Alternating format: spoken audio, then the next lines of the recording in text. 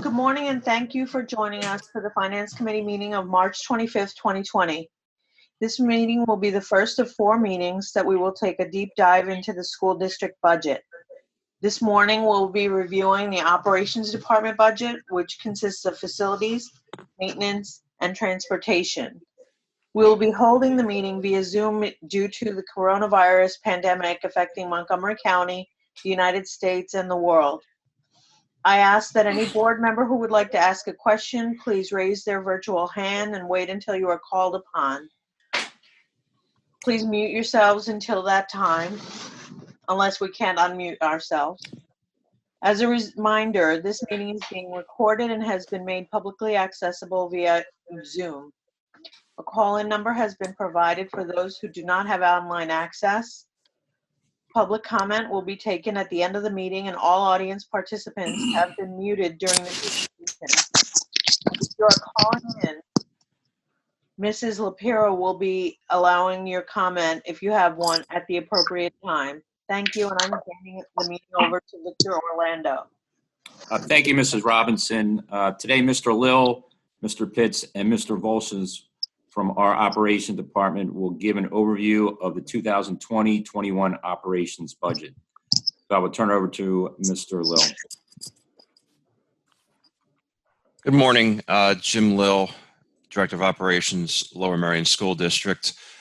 Before we go into the budget presentation and into the dollars and cents of the various accounting, just wanted to give an overview of the organizational chart within the operations department. So on the left-hand side, Ken Pitts, the Assistant Director of Operations, who will be presenting many of the details.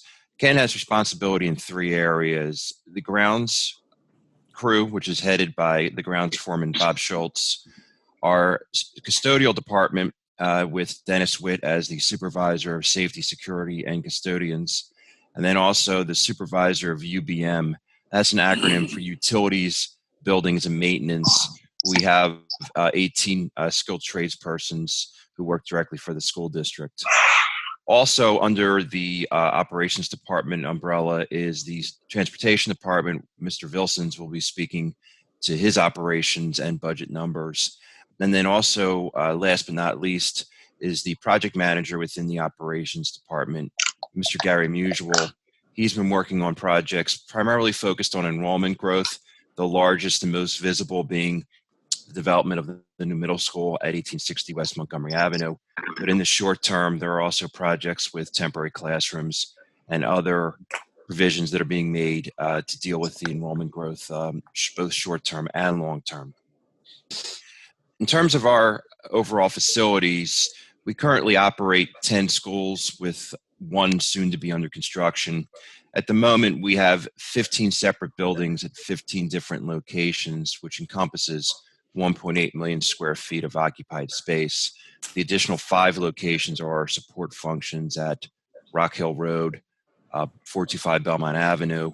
Transportation has a bus depot at 1165 Matson Ford Road. And then we also have the administration building at 301 East Montgomery. All told, that is 253 acres of land, which includes 2 natural turf playing fields, and then the 2 artificial surface synthetic turf fields at each high school, which are surrounded by full-size tracks. Just to give a perspective of what 1.8 million square feet of occupied space looks like, if you were to stretch that out at 1 elevation or 1 floor and place it all side by side, if you will, that would take up the entire footprint of the campus of Harriton High School. Please keep in mind that that space and that level of responsibility is spread out through those 15 different buildings at the 15 different locations throughout Lower Merion Township. At this point, we have various photographs of the various tasks that are performed by our Buildings and Grounds Department. In the lower left-hand corner, you might notice a white substance known as snow, which we did not see any of this year.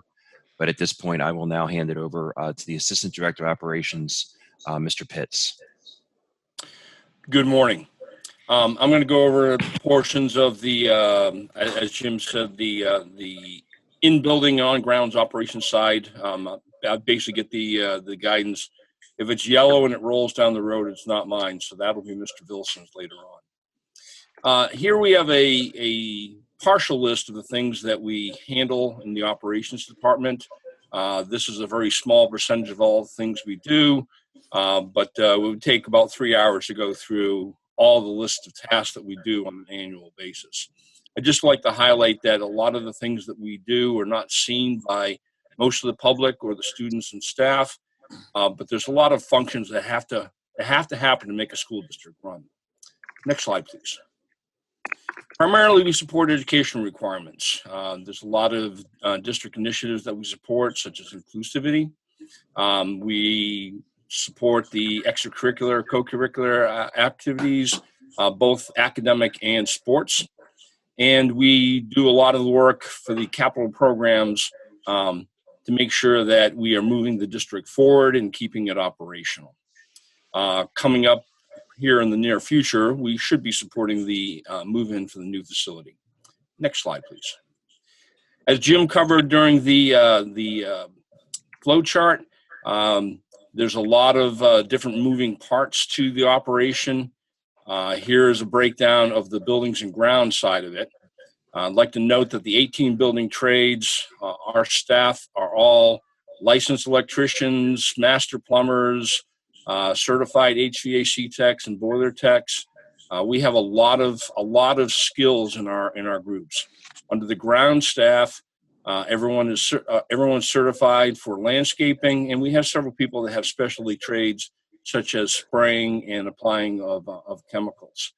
Across those two groups, we have over 500 years of experience just in the district, and a lot of them have experience beyond that as well. Next slide, please. Under custodial services, as you can see, we've got a lot of groups cleaning here. We've been doing a lot of extensive additional cleaning that we would normally save for the summer due to the current events. But again, we have great people and a good staff to take care of things. Next slide, please. They do such things as daily cleaning. They support the teachers, move stuff around the building. As Jim said, we didn't see much snow this year, but they support that in terms of the stairs and the local areas around the building. They support the operations inside the building. And most importantly, they make our schools safe, clean, and ready for the following school year. They are also the point of contact for looking at work orders, and they are the ones that usually are the ones that find things for the other departments to take care of. Next slide, please. Custodial staffing. Again, we have two supervisors, both Dennis for the daytime and John Cush at night. The key to the operation are the head custodians. They're kind of like the building foreman.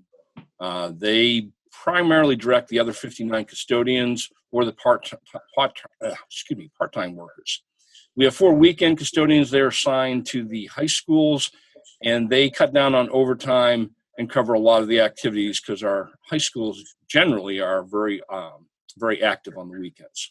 We also support a warehouse operation, and Sue Rogers is our scheduler for facility groups. As Jim often refers to her, she's the air traffic controller. Next slide, please.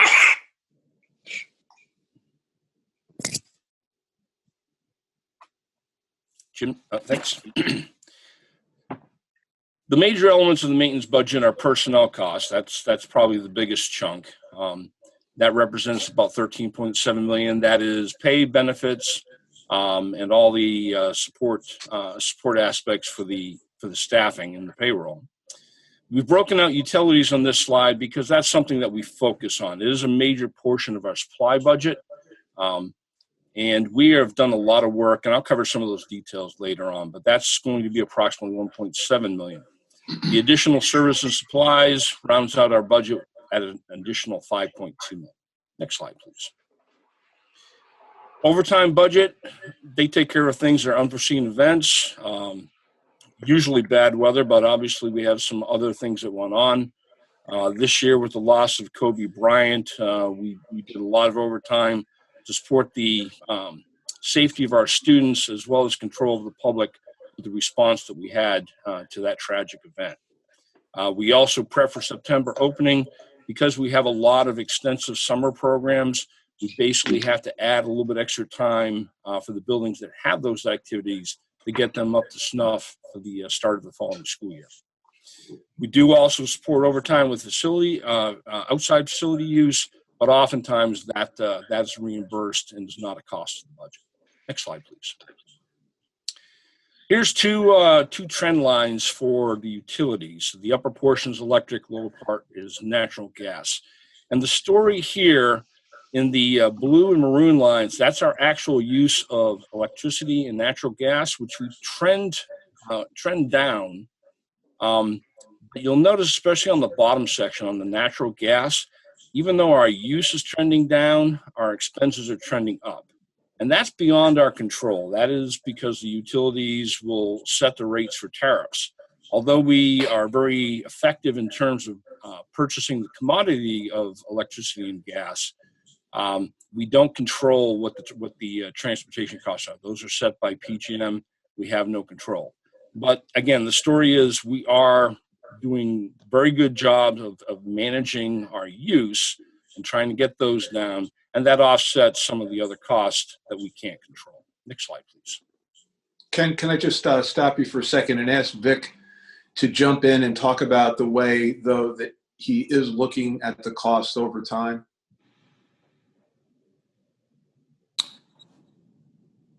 Yeah, I mean, we do look at historical data to kind of see what the trend has been, and working with Jim and Ken, we kind of analyze what utilities is, so we make sure that we budget where we think appropriately is going to be our actual spend for the year. Thanks. Under energy management, there's a lot of factors that go into things that we do to get those trend lines, the usage trend lines, to go down. Building automation systems, which I'll cover later in some of the capital things, we have a bunch of them that support making sure we're controlling our buildings and flying our buildings as most efficiently as possible. We do a lot of the scheduling, setbacks, and startups so that we are not using energy when we don't need it. Peak load management is where we can have some influence on the transmission costs. What we do is try to shut down during the 5 peak days over the summer, and what that will do is reduce our rates for the following year. Basically, reduces the amount of the pie that we have to pay.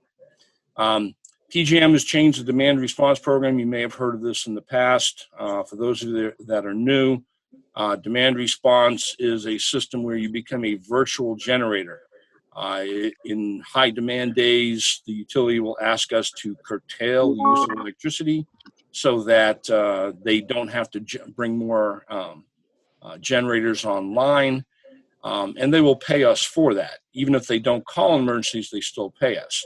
Well, the systems have changed dramatically over the last year, and for the coming year, we will only be doing the 2 high schools, not all 10 schools as we have in the past, because it's just not as effective for that. Other items that we do, we've done a multi-year move that continues on using LEDs, as well as trying to get lighting controls in to reduce, again, more electricity use. Next slide, please. Maintenance pays off if you do a lot of good things, including preventive maintenance. We change filters 3 times a year. We make sure that the air is clean, but also that we are effectively delivering the BTUs that we're using to the spaces that are occupied. We keep our pumps and our drives working. We make sure the buildings are tight. And again, we try to do a lot of lighting upkeep and LED conversion. On the plumbing side, it's both. We want to make sure we conserve water, but also if it's hot water, that causes a loss of energy as well. Next slide, please. Here's a trend line of a graph of where we have been over the last several years in terms of cost per square foot. Again, generally the trend is very good. As I referred to earlier, we did go up a penny per square foot, which may not sound like much, but with 1.8 million square feet, a penny of increased cost on average is basically another $18,000. Again, a lot of the impact of this is not because of usage, but rather because of the cost of transportation. Fortunately, we're able to reduce the electricity enough that it offset what the increased cost of gas transit was. Next slide, please. Again, looking at the utility budget in focus, we spend approximately $1 million in electricity. We estimate $375,000 in natural gas. This has a lot to do with weather. If we have a more severe winter, then that is what the 375 represents. We hedge on the side of caution for that one. But if we have a mild winter, usually that money is not spent there. Heating oil, we don't often use heating oil. We don't like to use heating oil. But at the two high schools, we are on an interruptible service. If PICO has high demand because of a very cold winter, they can shut us off from using natural gas for heating at the high schools, in which case we have to burn oil. Again, sometimes that is used, sometimes it is not. And water and sewer, as you can see, is about $280,000, giving us the total of $1.773 million for utilities cost. Maintenance budget overall, this slide shows the actuals from 18-19, what our current budget is, and what the proposed budget that we're considering for this year. Salary and personnel costs, that represents not only an increase in the contract and movement of steps in some of the technicians, but also a new way of counting for the benefits. Purchase and technical professional services, that stayed relatively flat. We do a lot of effort in that with the programs and the projects we have dealing with the township. The other items, again, are pretty standard.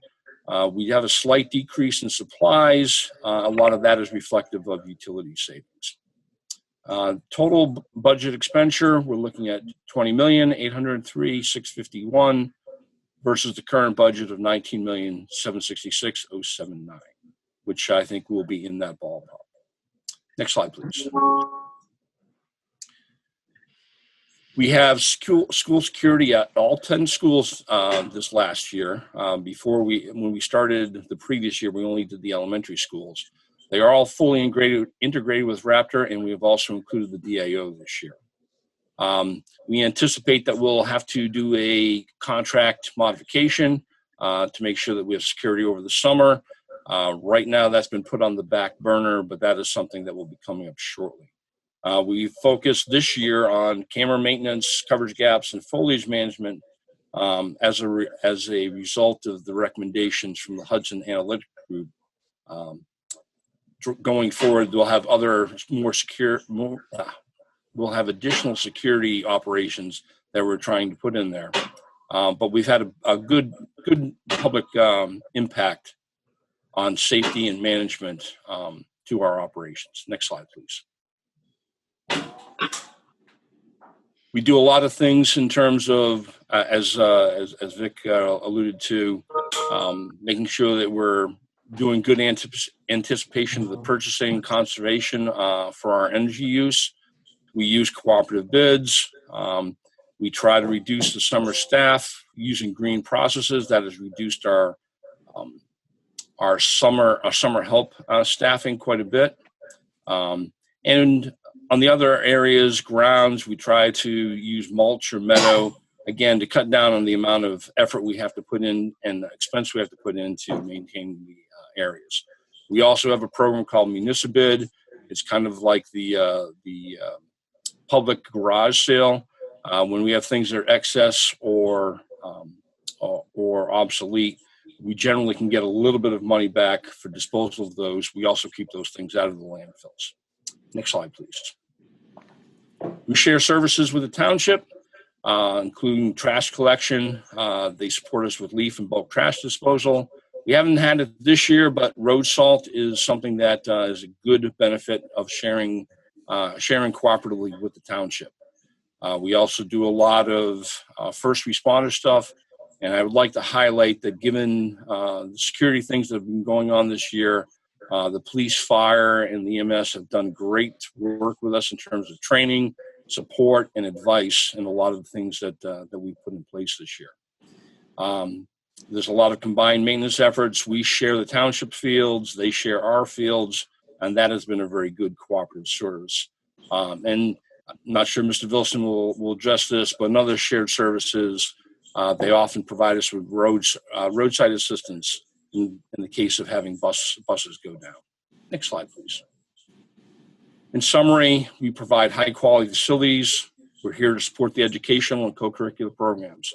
We always try to improve, become more efficient, and try to be very supportive in terms of preventive maintenance. Preventive maintenance stops downtime, and through some capital programs, we try to be proactive as possible and make sure that we fix the things that need fixing and make sure that we keep the buildings moving forward. Next slide, please. At the facilities and purchasing meeting, we went over the 5-year plan. These are some highlights from that. We won't go over the whole system, but we're looking at life safety. We're looking at energy conservation, improvement to programs, just the things that need to be replaced, and support educational needs with enrollment growth. The primary funding source of this is capital reserve, which is outside the operational budget, but is managed by the operations department. Next slide, please. The next 2 slides represent, and again, these have already been presented before. This is our plan. This is not something that has necessarily been approved. Some of these items have been approved, but we do a plan to try to figure out how can we smooth the application of capital to get the best bang for our buck going forward. I referred before about the building automation systems. These are electronic systems that support the scheduling and operations of our building. They are electronic devices, and as you can see from this list, several of them are scheduled to be replaced and or upgraded. Fire protection panels at Kinwood, that's also an electronic system.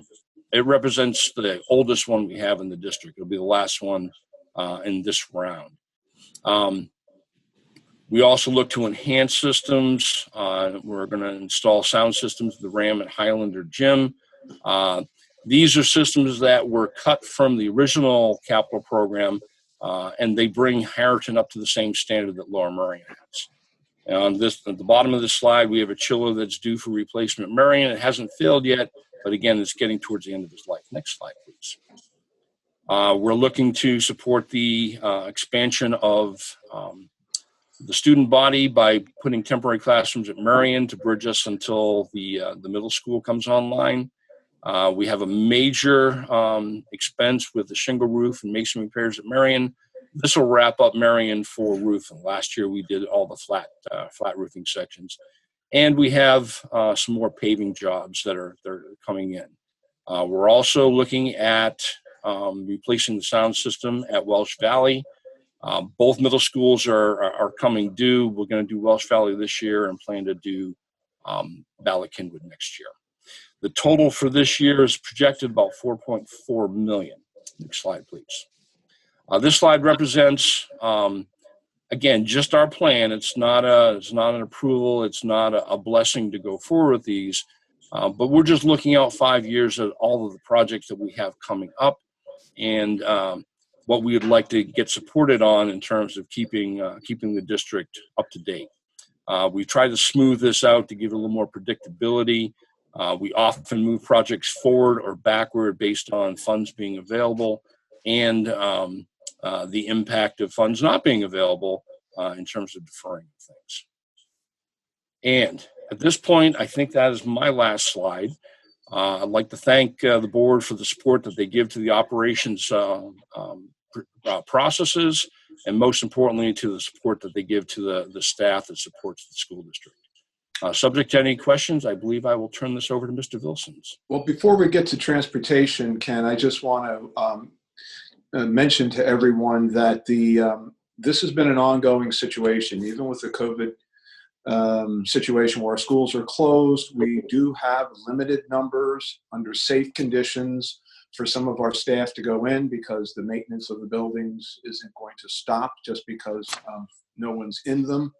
They've also been supportive of IT, the technology department, as we've handed out under the safe supervision of our nurses over 200 Chromebooks to students and families that will be able to support the instructional program. So I think we owe those folks, and supporting our food service staff as we handed out food for students. So we appreciate the fact that they're continuing to work and work safely. I don't know if there's any board members who have any questions for Ken. I do have a couple of questions. This is Lucy. Go ahead, Lucy. The first, I just wanted to clarify about the prep for the September opening, that is considered overtime rather than part of the regular. Is that because it's prior to the like when the contract would be? No, the reason for the overtime for custodial staff in late August is specifically tied to SPIES, ESY, and summer school. When we occupy for those summer programs, those buildings are almost entirely taken over. So obviously the summer cleaning can't happen while education process is going on. So when those programs end, although we do some cleaning at night to maintain those and try to get things caught up, there needs to be a strong push on a couple buildings. And what we'll do is we'll move staff from other buildings into that to support that. But generally, we'll use a couple weekend days to especially do things like coating the hallway floors that just can't happen while people are occupying. Thank you. And then my other question was around the combined maintenance of the township fields and that partnership with the township. So I understand that we, as a school district, use the baseball fields at South Ardmore and those other parks as well. But I believe that you mentioned that the township was also using our fields, and I'm just curious what that partnership looks like. Like, I understand us using their fields. I guess I did not realize that they use ours. Yes. So they'll have summer programs that will use our fields as well. They will run programs usually in the off seasons when we don't have our teams using them. The programs that would be coming from the township would be primarily through their Parks and Rec department, Donna Heller. In addition to fields, they also do like a summer theater program, and they use one of our auditoriums, I think Lower Marion. It's a program that the township offers to Lower Marion Township residents. However, they use our facilities under a use facility agreement, which I believe is covered policy and administrative guidelines 713. And so we are helping pay for their maintenance when our schools use their fields. Do they pay either custodial work or anything, or is it just sort of we both agree to share? If it's in the facility, it is covered with custodial work because those are usually paid programs, so there's reimbursement on it. When they use our fields, that is not something that we generally charge for their use. Okay, thank you. Thank you. Does anyone else have any questions before we move on? Suba, this is Ben. Yes, Ben. So I was just for the capital improvement plan that we were looking at for, I guess this year, the 4.4 million. Given obviously all the construction delays and everything with COVID, how are you looking to, or is it too early to tell how you might readjust getting some of these projects even done? Because if you can't get the staff out there on time, we may not even be able to like replace the chiller at Marion was an example or something. I don't know if you're there yet, but what are you thinking along those lines? So we've. Okay. If I could, yeah, please. The readjustment has begun, Mr. Driscoll. We have 3 projects that had pre-bid meetings scheduled for this week, which obviously had to be canceled and postponed because of the COVID-19 restrictions. We are planning to have 3 bid openings on April 8th for projects to be brought to you at the April school board meeting. That is obviously very much up in the air. It's very fluid. There are other projects that have already been approved by the school board, February and March, and there are also a handful of projects that are done under state purchasing consortiums, quote unquote state contracts. So we're confident that some of those can still move through on their projected timelines. But you raise a very good point. Anything that is currently trying to go through the traditional design bid award has really come to a screeching halt since last Thursday. And if I could add in, we have been in contact with the vendors that have been approved in the past, and they're asking what they can do and when they can do it. It is obviously something we can't give them any definitive answers, not knowing if we're coming back to school, when we're coming back to school, or if the school year will be extended past our planned middle of June timeframe. The one that is key and critical is the roofing project, which is a long summer project. Some of the other ones we can kind of crash together. But I've already been talking with that vendor in particular, and we may make plans to perhaps load materials on the roof during some downtime so that when we do get released to start working again, we've got to jump on some of the processes. Okay, thank you. Are there questions before we move on?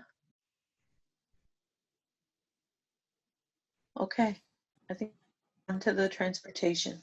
So Mr. Vilsons will take it to here, and just to add on to Mr. Copeland's comments and appreciation for the efforts people have been doing during the recent circumstances. Transportation has been supporting nutritional services.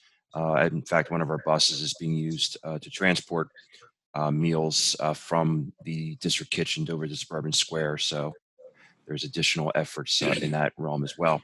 So with that, I'll give it to Mr. Vilsons. Good morning, everyone.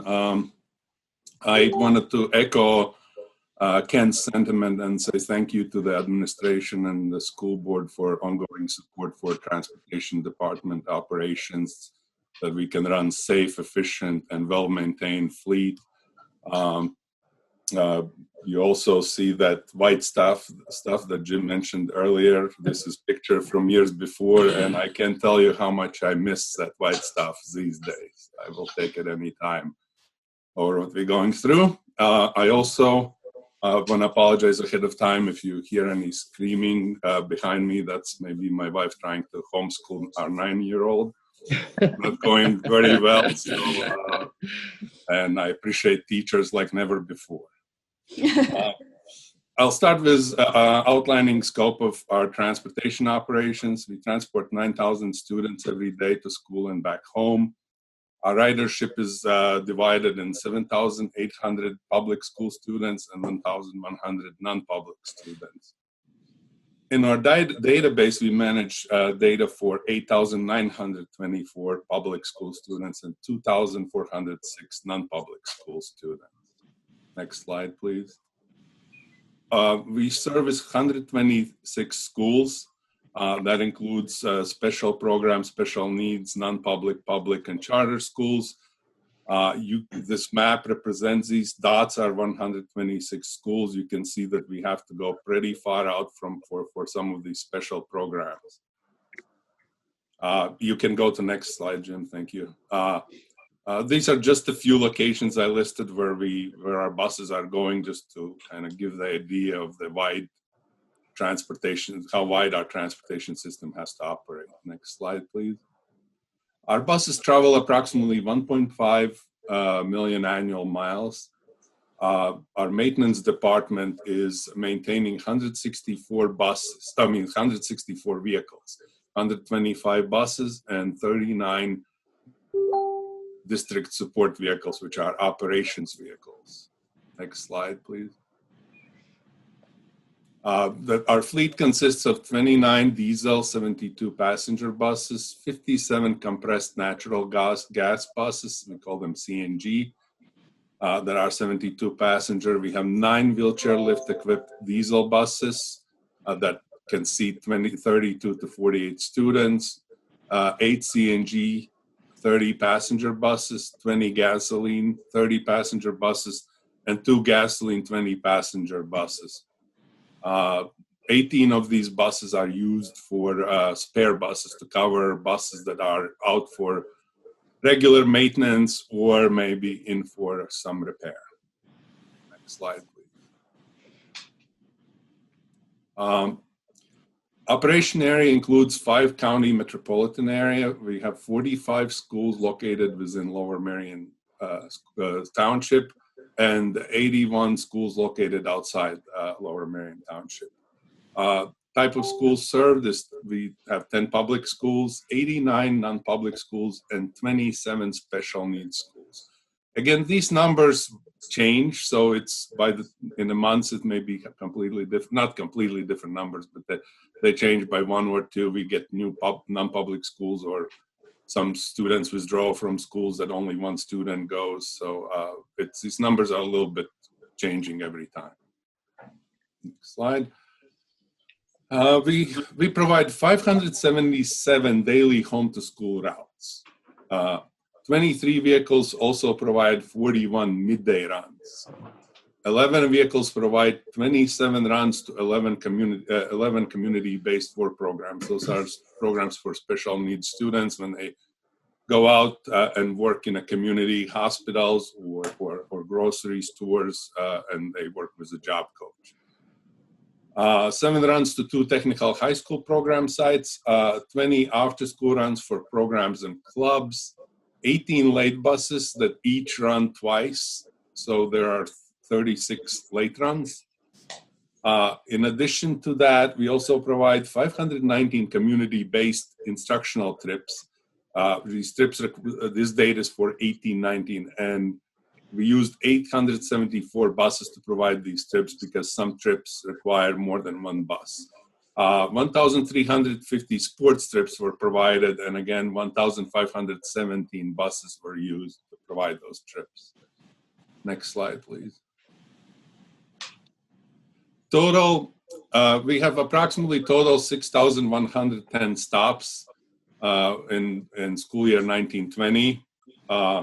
We have 2,688 AM stops and 3,422 PM stops.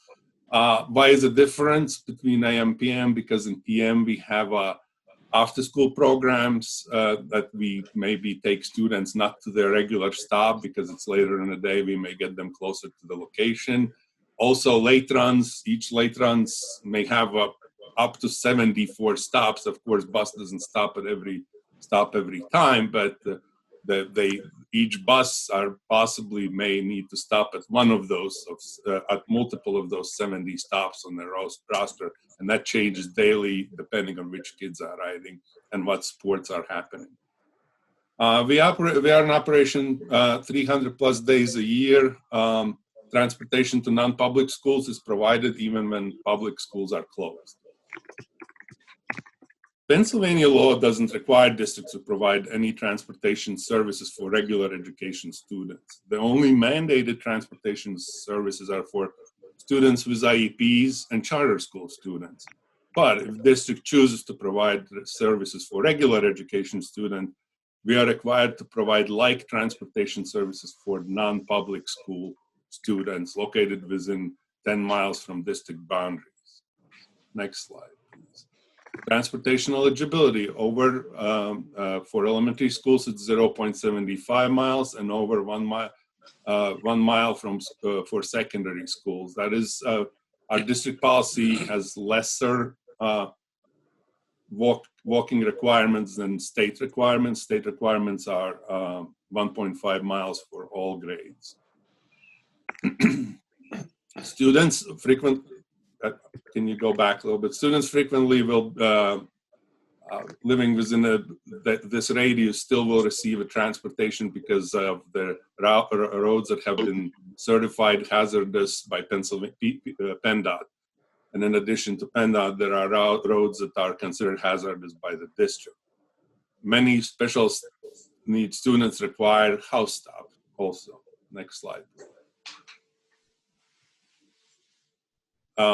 Hazardous roads, if you could click one more time, Jim, thank you.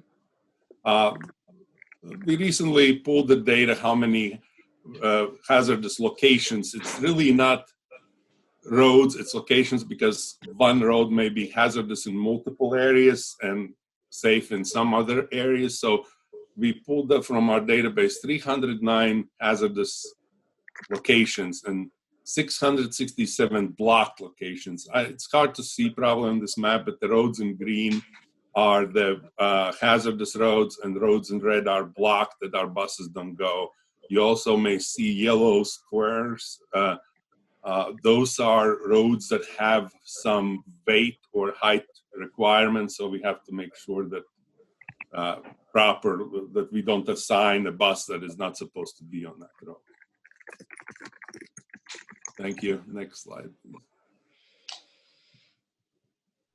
The district is required to accommodate non-public school calendars and bell times that in many cases, or majority of cases, do not align with district calendars bell times. As a result, we have to manage 120 different school calendars and bell times. We also have to manage 120 schools dismissals. We provide the same number early dismissals to non-pubs as we provide for public schools. So that means each non-public school gets 10 early dismissals. So our services, if the non-public school decides to have early dismissal, sometimes that messes up our interconnected transportation, so we have to cover with special run. Next slide, please. Thank you.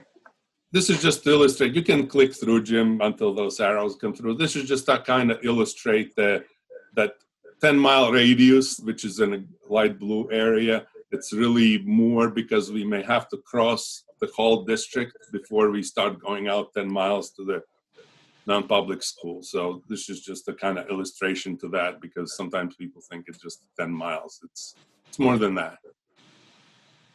And the students for that one particular school may be located in all four corners of our district. Next slide, please. We also always try to see stay on top of latest safety innovations. We just before we closed for this crisis, we installed 2 buses with the stop arm cameras that we want to test if they're going to help us to better enforce the people that are passing our buses that are stopped and that is discharging or picking up students. Next slide, please. Another new safety innovation that we are testing, we installed on the 2 buses what is called predictive stop arm, which is those 2 boxes on the right side of a screen. Those are Doppler radars and combination of Doppler radars and sensors. And if it sees that when a stoplight is activated and if there is a car passing bus, and then system calculates if that car is not going to be able to stop, will provide audible alarm to students that are about to cross the road and to the driver that stop, don't cross, to make sure that students don't cross. Again, this is all very new technology. We installed it just the day before we closed, so we haven't really tested it yet, but we will. Next slide. Current staffing. We have 4 supervisors, 5 clerical staff, 6 mechanics, driver, instructor. We have 118 bus drivers. This number does include 12 open positions. 26 bus and shuttle aides doesn't include 1 open position. So currently it's 160 staff members. Next slide, please. Major elements of transportation, the budget is, of course, we are very people-intensive operations. So the salary and benefits is a large part, slightly over $13 million.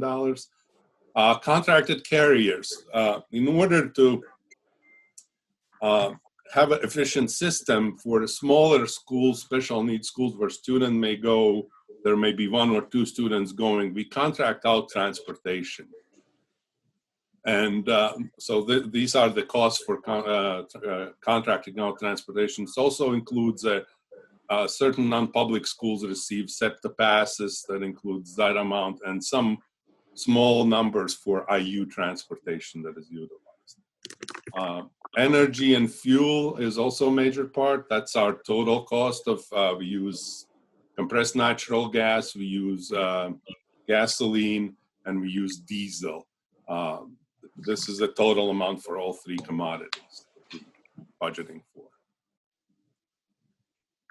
Our overtime budget is fairly significant, but I want to note that it's kind of have stayed pretty constant over the years. The most of overtime budget is our sports and activity trips, field trips, including nights and weekends, because drivers do that in addition to their regular schedules. Also, some after-school programs may put a driver in overtime. Our staff provides all the snow removal work at the terminals and clean off the buses. Buses not allowed to leave depot with the snow on the roof, so we have to clean off the roof of every bus. So that's also frequently leads to overtime if we have a lot of snow. Early dismissals and 2-hour delays, those events also contribute to overtime because drivers pretty much have to stay on the clock all day. Special transportation arrangements for testing days, it's mostly for high schools because sometimes we run a regular bus and then we run a later bus for 10 o'clock approximately. So those days, again, drivers stay on the road. And of course, all different kind of emergencies, sports bus breaking down on the weekend or things like that. Next slide, please. This is a snapshot of our transportation budget. As you can see, there is the number of salaries and benefits is larger, but most of this change is due to methodology in accounting for employee healthcare costs. Instead of percentage of salary, this year we are using actual employee healthcare costs. If we can explain it better than I. Yeah, what all this is saying is we used to determine employee contribution based upon percentage of salary. Now we do percentage of benefit, so it's the actual plan and tier that the employee is on. So that's why you'll see an increase in some of our departments and a decrease depending upon what the actual plan and tier that the employees are on. Next slide, please. So some of the reasons for increase in transportation costs is that special needs students population is growing, and it doesn't seem like a huge increases from 362 to 394 this year, but those are students that frequently require either transported 1 or in 2, maybe 3 students in a vehicle. So that's a lot of runs in the 30 students. Also, student bus aid requirements have grown over a year. As you can see that we have 136 students that require bus aid at this time. Next slide, please. Ridership also has grown over years. Our bus increase haven't been as following that, so our buses it has made us to be very efficient. Our buses are very, very full, very assigned. We really utilize every available space on most buses. Next slide, please. School bus replacement plan. This is capital reserve funds. In 18-19, 14 buses were replaced and 3 additional buses were purchased. A total cost of over $2 million. The 3 additional buses were really not additional buses. We were renting them from vendors, but then we decided to make sure that we have cameras and radios on them. We wanted to have our own buses. In 1920, 14 buses will be replaced at total cost of $1.8 million. And in 2021 plan, is to replace 14 buses that cost approximately slightly over $2 million. That's an estimated cost. Just we don't know what the price of a bus is going to be next year, but it's just an estimate at this time. Frequently, we have question asked about why district doesn't buy vans, because some school districts do use vans, like you can see above the picture and the top picture. The vans are only designed to transport really up to 9 students and plus driver. So that's 10 passengers, including driver. These vehicles, where the school bus is designated to carry 11 plus passengers, including drivers. So the school bus is equipped with stop arms, stop lights, 8-way system, which is official traffic control device. There is a law that requires passerbys to stop for our buses. Van, on the other hand, can't do that. That we can't use a van to stop at a corner stop and pick up students because it's not safe. It doesn't have these traffic control systems. So that's why there definitely are times when a van may be efficient, but we currently use contractors for that.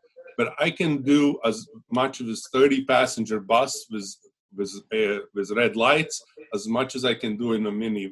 Plus, if I have 9 students, for example, and I try to pick them up with a van, that means if they live in 9 different addresses, I can't pick them at the stops. I have to go to their houses, pick up 9 at different places. Where with the bus, I can have students walking to the corner stop and boarding the bus. So it's just the versatility of a school bus is a lot better considering our limited parking ability. Next slide, please. These are just that we always look for ability since we use compressed natural gas. I think Lower Merion School District been for 20 years plus using compressed natural gas, and there's a lot of there's some rebates and government programs and state programs that provide assistance for alternative fuels. So since 2011, we have gotten in grants over $1 million. We also get on CNG fuel, we get a IRS excise tax, which gives us 50 cents back for every gallon of gasoline equivalent CNG fuel. And also we receive state subsidy, which has been approximately 2.4 million in the previous years. Next slide, please. I just want to also provide recognition to our drivers. We have very high-skilled, good drivers. Our drivers regularly participate in a competition. So in 2019, our team took the first place in Montgomery Bucks School Bus Safety Competition, and 2 drivers went up to state competition, and they placed second and third. And you can see some of the drivers and teams in these pictures. Next slide, please. That's all for me. Okay. Does anyone have any questions?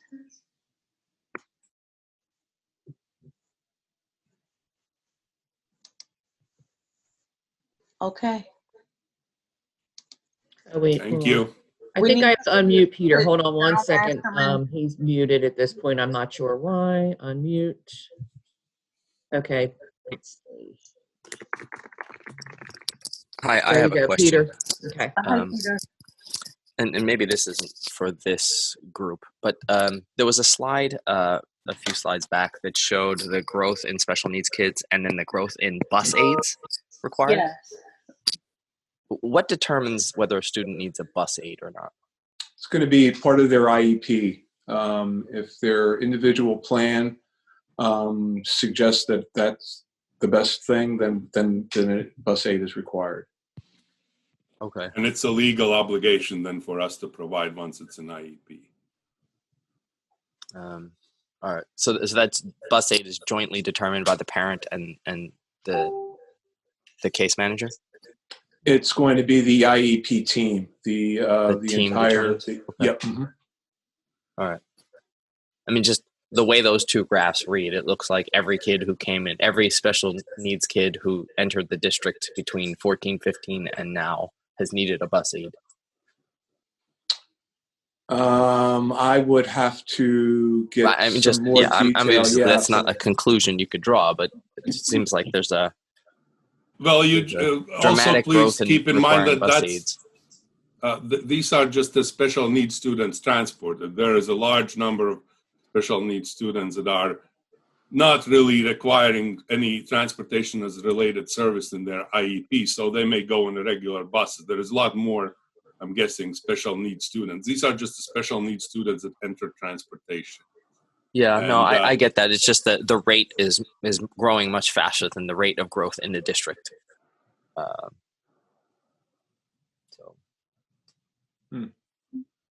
Correct. Yeah, it's really, I haven't looked at it this way because. But if you sort of, there will be a budget presentation on special education. And so we can respond to that. I'll make sure Kimberly can respond to that at the time, Peter. Okay, great. Thank you. Thank you. Does anyone else have any questions? This is Lucy. I do have a couple of questions. My first question is around transportation for non-public school students. I know that because we transport our own students, that we are then required to transport non-public schools. And I'm curious if that includes also providing transportation on days that our schools are closed, which to me makes sense, but I have heard, and I'm not sure that this is true or not, but that some neighboring districts do, if that neighboring district is closed, that they do not provide transportation to their students that go to non-public schools. That would only be if it were like a snow emergency. If we're closed, my understanding is we don't transport to other schools because they may be open. Isn't that correct, Aldous? Yeah, that's correct. If we closed on a snowstorm, or even if we impose 2-hour delay, we will transport everyone. But the rest of the scheduled calendar, we have to accommodate. At least that is the current interpretation. I don't really know school districts that don't provide transportation on the days when they are closed, that wouldn't provide non-public transportation. Okay, thank you. Especially in Montgomery County, we have a lot of non-public schools. So. Right. Okay. And then I just wanted to publicly thank you, actually, Aldous, for the transportation department had provided a really nice presentation at the Interschool Council meeting a few weeks ago, maybe a month or two ago now. And some of what had been presented there was presented here, and I really appreciate that. Because people are, especially around school start time, people have been starting to ask questions around the busing. And I think two of the really important pieces, or interesting to me pieces, were around the hazardous paths and how many of those and how many sort of blocked places that there are, and also examples of when what might seem like a reasonable, a child could still be walking to school. And there were several around Marion Elementary, specifically with the bridge that's sort of to the north of the school off of Bowman. And I think that having that information, presenting that, was very helpful. So I thank you for that. And also the piece around why the larger buses are better, are safer in some respects in terms of the stop sign, the stop arms and things like that. I just think that providing that information has been really helpful. So I thank you for that. Thank you. Okay, does anyone else have any questions on the board? If not, we can open it up to public comment. Cheryl, do you have any questions? No, I'm actually just here to take notes for the ISC, and I'll report back to them. Wonderful. Thanks for joining there is, us. there is one thing I wanted Vic to talk about, is how the capital reserve accounts get funded, where that comes from, and just give a brief presentation on that, a brief review of that, Vic. Yeah, so the capital reserve is funded by any surpluses from the general fund that's in the state accounting code. So every year we analyze and see where we end up with at the end of the year, and the board will approve a transfer based upon final accounting. That becomes the funds available in a capital reserve, and then I will meet with Mr. Lill and other individuals to kind of develop the spending plan to meet the needs of our capital items each year, and then we develop that 5-year plan that Mr. Pitts went over. So we don't budget for the capital reserve funding, correct? We don't. We don't. We budget conservatively, but we also take into account, as you can see, some historical data. So if we know certain things, so for example, one of the circumstances of the coronavirus is fuel is going to be cheaper. Correct, Vic? Correct. That's where the market is right now. Correct. And so if we and you'll go in and you'll lock in a price. Correct. Correct. So we know that's an unfortunate. I mean, it's fortunate financially. Unfortunate that it happened that way. So when that happens, we absolutely take advantage of those kinds of things. But we want to make sure that we're not running in any kind of deficit. And then you go through the year and you're very careful in how you expend your money. And so hopefully there's going to be a surplus, and then you apply that to the planning you have for your overall facilities. And so I just, from time to time, like to remind folks, why we have a surplus and how it helps us in terms of meeting the priorities of the district. Okay. So we budget for the general fund. We don't budget for future needs. We budget for the general fund, and any surpluses are then put into capital reserve fund. Is that correct? Correct. We do budget for some maintenance items and for some predictable, obviously supplies and things of that nature. Okay. Yeah. Okay. Does anyone else have any questions? If not, I think we're going to adjourn this meeting. Thank you for joining us. And thank you, Denise, for running the meeting. You're welcome. And I'm going to leave the meeting at this time. Thank you.